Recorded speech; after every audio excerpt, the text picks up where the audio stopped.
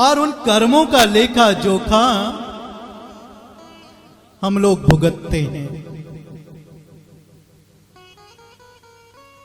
चाहे ये जन्म हो चाहे पिछला जन्म हो, जो प्रारब्ध है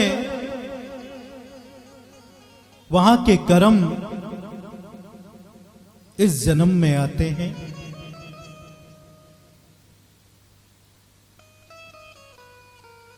और जो क्रियमाण कर्म है, जो अभी के कर्म हैं, वो तुरंत फल देते हैं।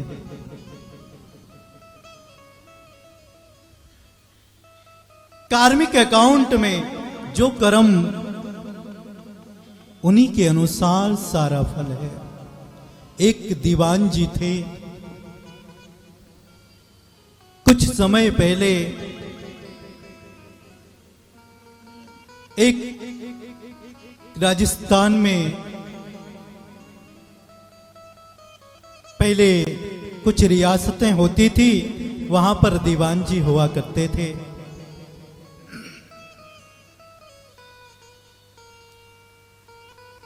तो बड़े सच्चे थे, अपनी पूजा पाठ करते, भगवान में बड़ा अच्छा मन लगा रहता। एक दिन सुबह सुबह उनको स्वप्न हुआ, उनके पिता जो गुजर गए थे वो उनके स्वप्न में आए और कहने लगे कि बेटा, तू इतना बड़ा दीवान है एक राज्य का, लेकिन मेरा एक काम कर दे। मैं एक तेली के यहां पर बंधा पड़ा हूं और तेली के यहां पर बंद करके मैं कोलू पर पिस रहा हूं।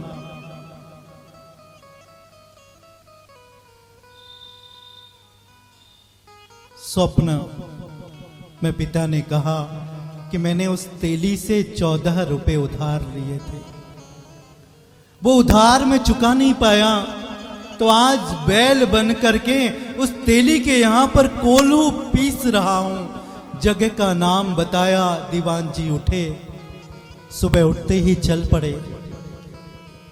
तेली को जानते थे, तेल निकालते थे, उस समय उन्हीं को बोलते थे। तो वहां पहुंचे, पहुंच करके कहा कि तुम्हारे यहां कोई बैल है? उसने कहा हाँ है। तेल निकालते हो? कहा हाँ निकालते हैं। देखा तो बैल बहुत बूढ़ा हो चुका था।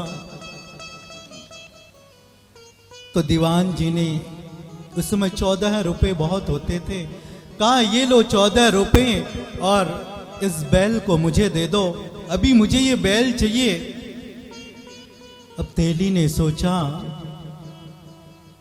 कि 14 रुपए में तो नया बैल आ जाएगा, और दीवान जी पता नहीं क्यों इसी बूढ़े बैल को लेना चाहते हैं। तेली ने कहा मुझे क्या करना, मुझे तो 14 रुपए में 2 बैल मिल जाएंगे। तो उन्होंने, उस तेली ने वो बैल दीवान जी को दे दिया। पैसे की कीमत थी उस समय, तो वो बैल लिया दीवान जी ने और चल पड़े। अब एक चढ़ाई वाला रास्ता आया, वहां पर बैल हाँपने लगा। बैल हाँपने लगा, तभी एक सामने शिव मंदिर था, वहीं पर बैल नीचे गिरा और उसकी मृत्यु हो गई। अब जैसे ही मृत्यु हुई, वैसे ही दीवान जी समझ गए कि मेरे पिता ने 14 रुपए इस तेली से लिए और नहीं दे पाए, तो बैल बन करके चुकाना पड़ा। बैल बन करके कोलू पर लगना पड़ा, और जैसे ही 14 रुपए दिए तो वैसे ही उस योनि से मुक्त हो गए। तो उनकी आंखों में आंसू आ गए। तो इसीलिए कहते हैं कि हम अपने पितरों का श्राद्ध, हमारे यहां पर साइंटिफिक तौर पर यह सब कहा गया है कि जो हमारे पितृ कर चुके हैं उनका अगर कोई उधार भी है तो वो जल्दी से जल्दी चुका देना चाहिए। और उनके लिए तो चलो अलग बात है, लेकिन हम लोगों को कोई उधार, ये उधार वो नहीं है कि आप धन का ही उधार रखो। ये इसीलिए ये घटना है कि हम सब समझ जाएं कि यहां जो कुछ कर रहे हैं उसका फल कहीं न कहीं मिलने वाला है, चाहे वो हम अच्छा करें कि बुरा करें। ये सब कर्म बंधन है, बुरा करेंगे तो कहीं न कहीं वो फिर लौट कर आएगा और दोबारा फिर भोगना पड़ेगा। तो क्यों न कोशिश करें कि आज से ही अच्छा करना शुरू कर दें, आज से ही सोच लें। सिर्फ कर्म ही जरूरी नहीं कि हम कर्म से ही अच्छा करें, मन से अच्छा सोचना सबसे बड़ा कर्म है। अधिकतर लोग क्या सोचते हैं कि हम तो काम तो बहुत अच्छा करते हैं लेकिन फिर भी दुखी रहते हैं।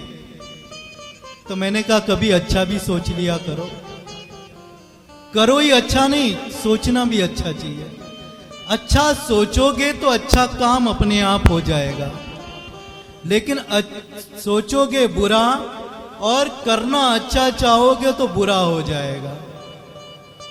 तो इसीलिए क्या मन में हमेशा